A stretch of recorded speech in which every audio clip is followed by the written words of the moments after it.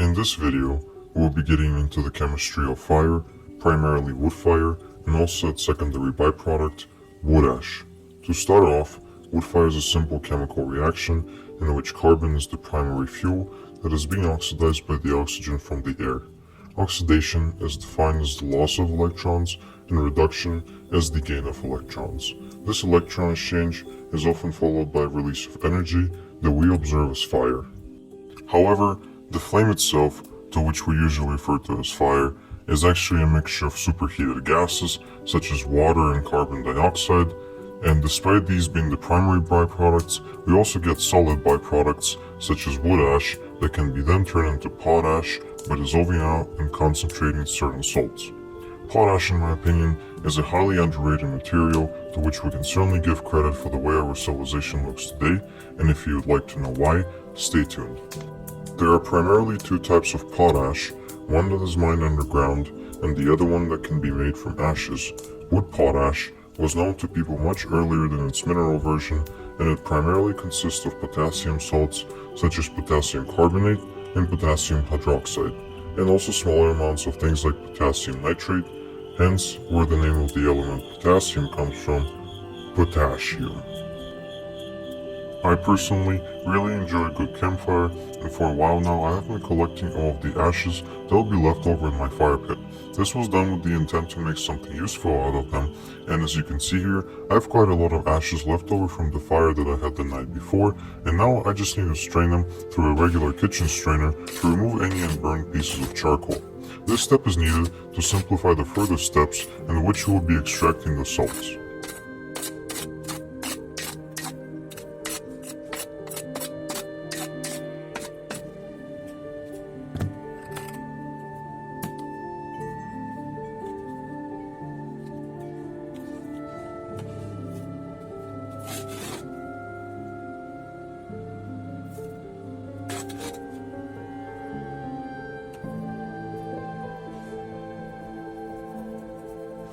I additionally don't throw away the charcoals, since we can use them for later purification steps of our potash.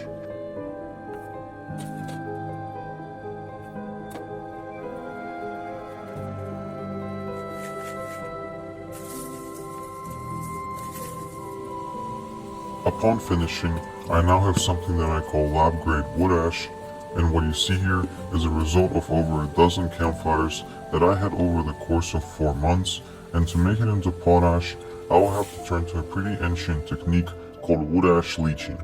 This process has been known to people for centuries, and traditionally it requires a barrel, which, as you can see here in this diagram, is in the way of a filter made up of rocks and straw to trap the insoluble particles and to allow for the water to go through and carry away the salts.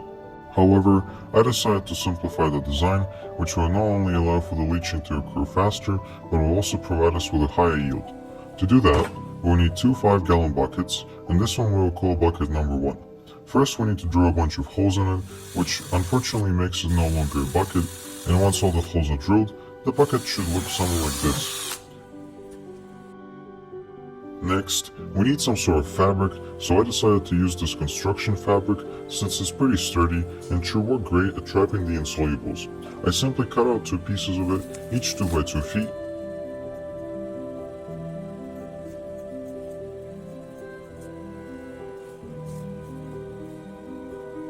Now, I shape it into a funnel inside our bucket number 1, and to ensure that it doesn't slip off, I put a rubber band around the rim.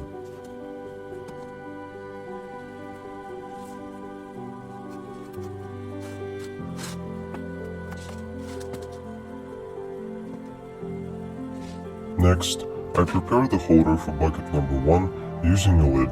All I have to do here is to first cut out the center part of the lid so that it matches the bottom of the same bucket, and then I can place the bucket number 1 tightly into it.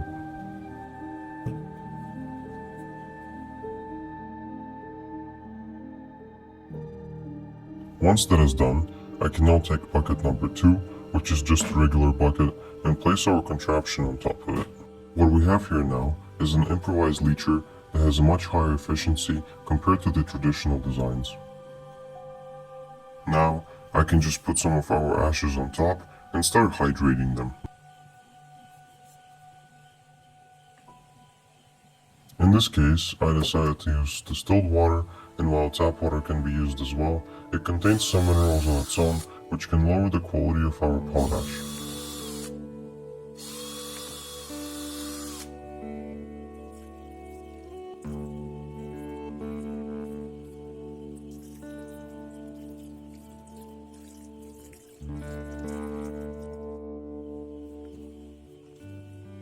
The whole volume of ashes was split into 4 batches, and per each batch I decided to use 1.5 gallons of water.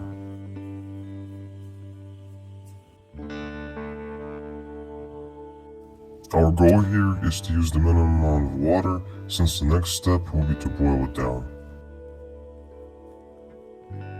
One eternity later. As you can see, the liquid isn't leaching very fast, and one batch could take up to 2 hours.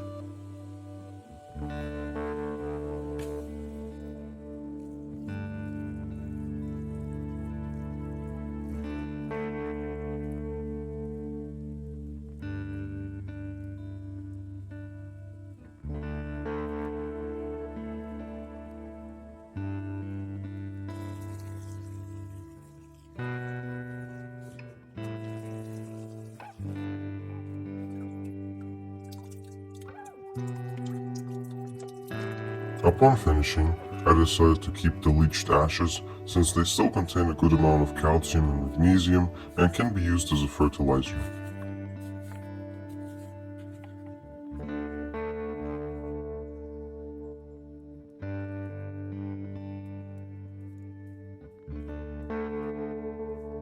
I now have about 6 gallons of solution that I need to boil down to obtain our potassium salts, and additionally, the pH of the mixture is around 12, which indicates the presence of a good amount of potassium hydroxide. For evaporation, I'm going to use a stainless steel pot, since glass can be easily edged by a strong base such as potassium hydroxide, according to the following reaction. The best method that I have discovered to work here was to start boiling down the solution, and when there would be a small amount of it left, I would just add another 500 milliliters and repeat this process over and over again.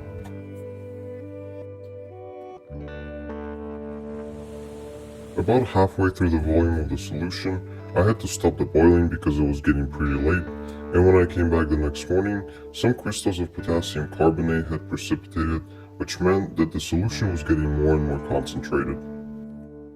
By the way, the black beads that you see here are just some boiling chips, a few of which I have added to prevent bumping.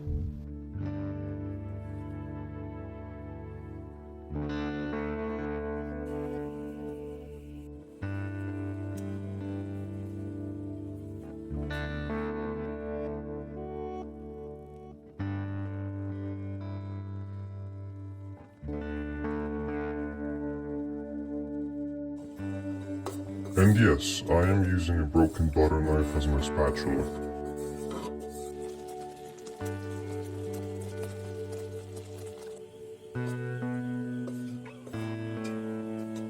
The next day, after the dried mixture of organic and inorganic substances had cooled, it solidified to the point where I couldn't get it out, so I decided to use my drill.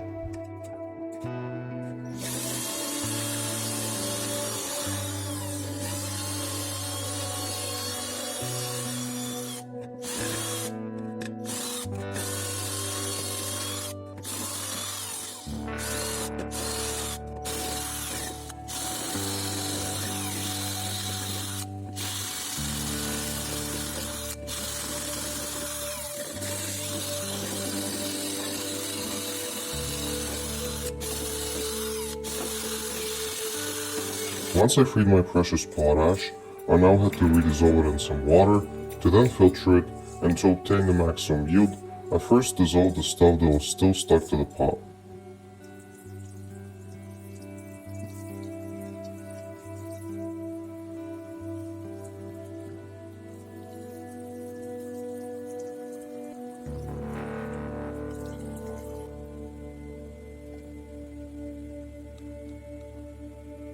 Some of the salts hadn't dissolved, due to the solution being saturated, so I decided to transfer everything into a larger beaker to keep dissolving.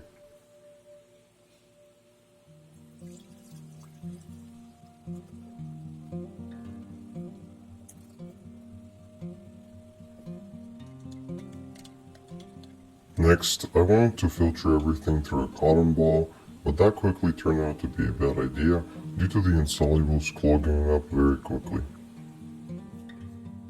I did manage to get a small amount of liquid to go through, but I decided to first decant the solution and then filter it again.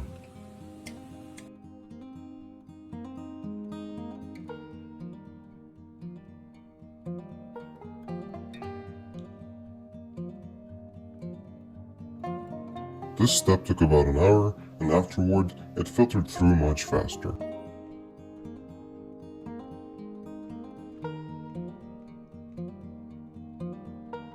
Now I have removed nearly all of the insolubles, but the solution is still brown, and the reason for its color is the presence of tannins.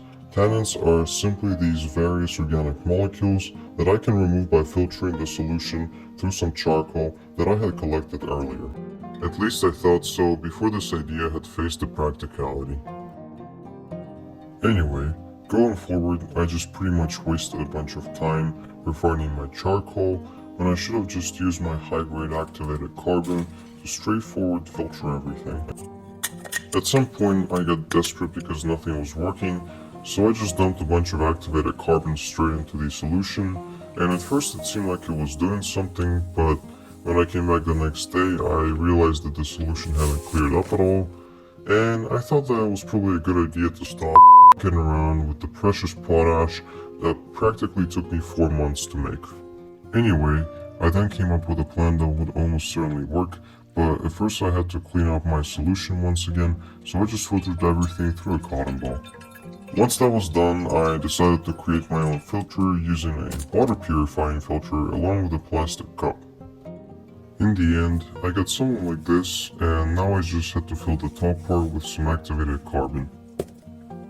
Next, using a pipette, I started adding my potash solution on top at a rate of about 10 milliliters at a time. The goal here was to use activated carbon as the primary filter, but so that the microparticles of carbon wouldn't get into the solution. I honestly didn't know how well this will work, but after a few minutes I saw that what was coming out at the bottom was no longer brown but more like faint yellow. I also had to get a bigger container now, and at this point I started recalling yellow chemistry jokes, but since I wasn't doing organic chemistry here, none of them really applied in this case. My next step was to perform a recrystallization, and to do that I first had to boil everything down once again, but this time I wanted to do it in a glass beaker, since my stainless steel pot turned out to be not so stainless when faced against a hot alkaline solution. I know that I've previously mentioned that potassium hydroxide can etch the glass, but as long as I don't do it at a very high temperature, it should be pretty much fine.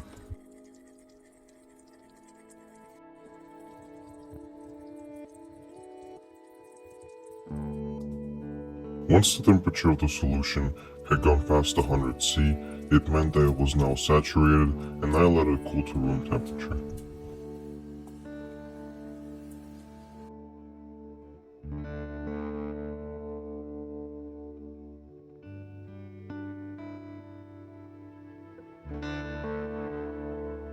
Once everything had crystallized, I could now filter it out using a Buchner funnel.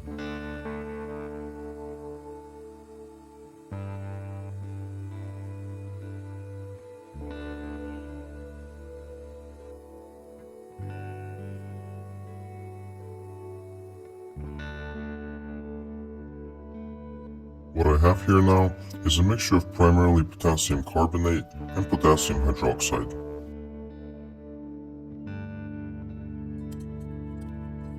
Next, I decided to boil everything down again to increase my yield.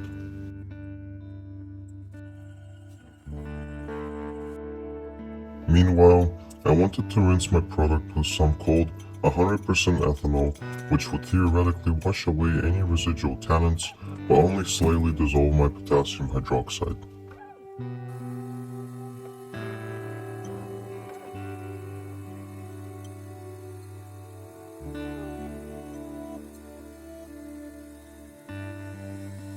I'm not certain how well this worked out, but it looked like the salts turned out to be slightly less yellow.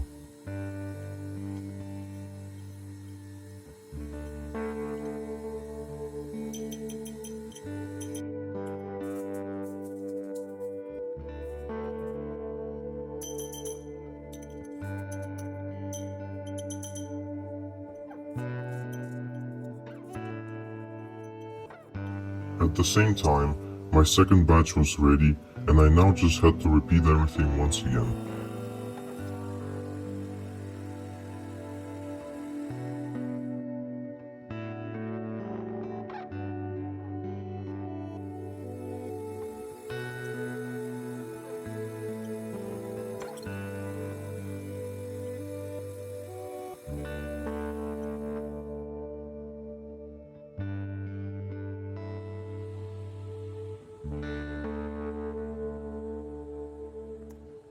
Once finished, I transferred all of the product into a large beaker and dried it with a heat gun to evaporate any residual ethanol. As for the remaining solution and residual salts, I had transferred everything to my boiling pot to retrieve my crude potash.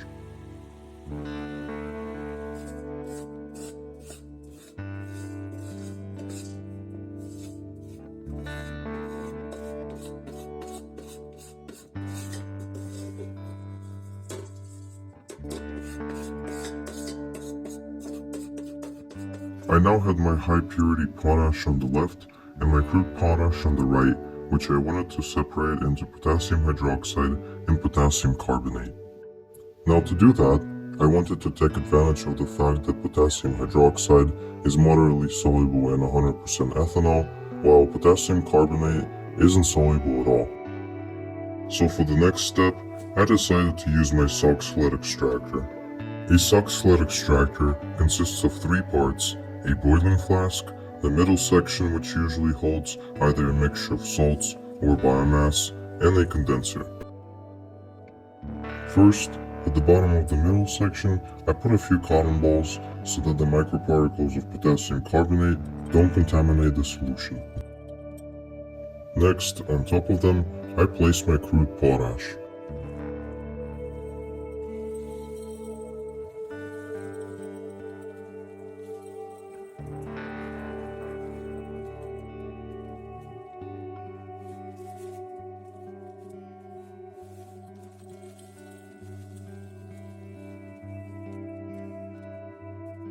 When finished, it all looked something like this, and to prepare the boiling flask, I eyeballed about 500 milliliters of pure ethanol into it, and I can now assemble the whole apparatus.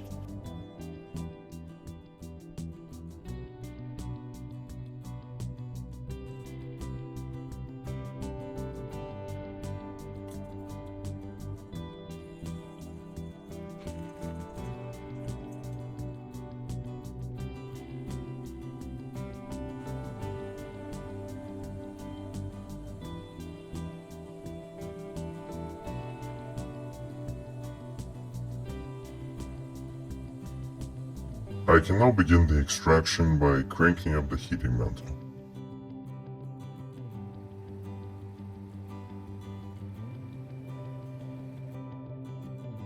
The way this works is when the alcohol boils, its vapors travel up the thicker pipe on the right and then condense at the top. Afterwards, the warm alcohol drips down and dissolves the potassium hydroxide. Now, once the whole chamber fills up past the top of the little pipe, all of the solution siphons down and the cycle repeats until no more potassium hydroxide is left over, while the potassium carbonate remains untouched.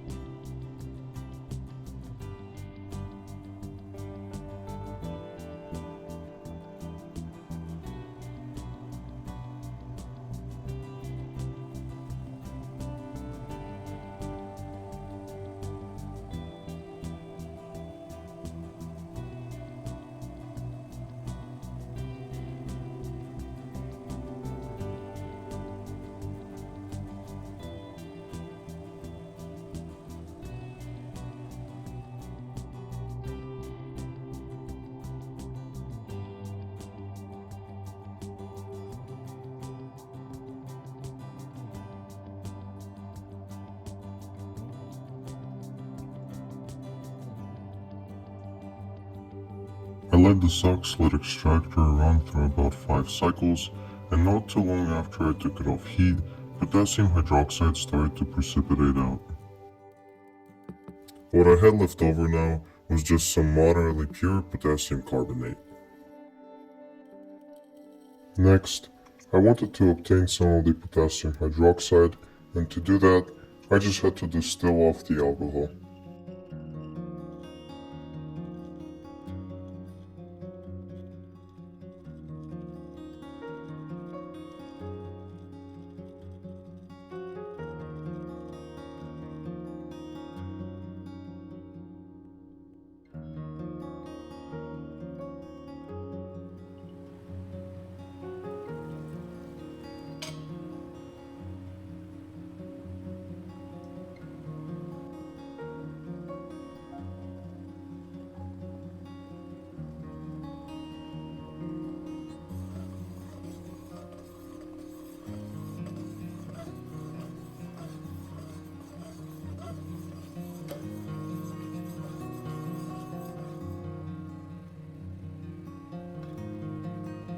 I then heated it to the point where potassium hydroxide had melted in order to remove any residual water.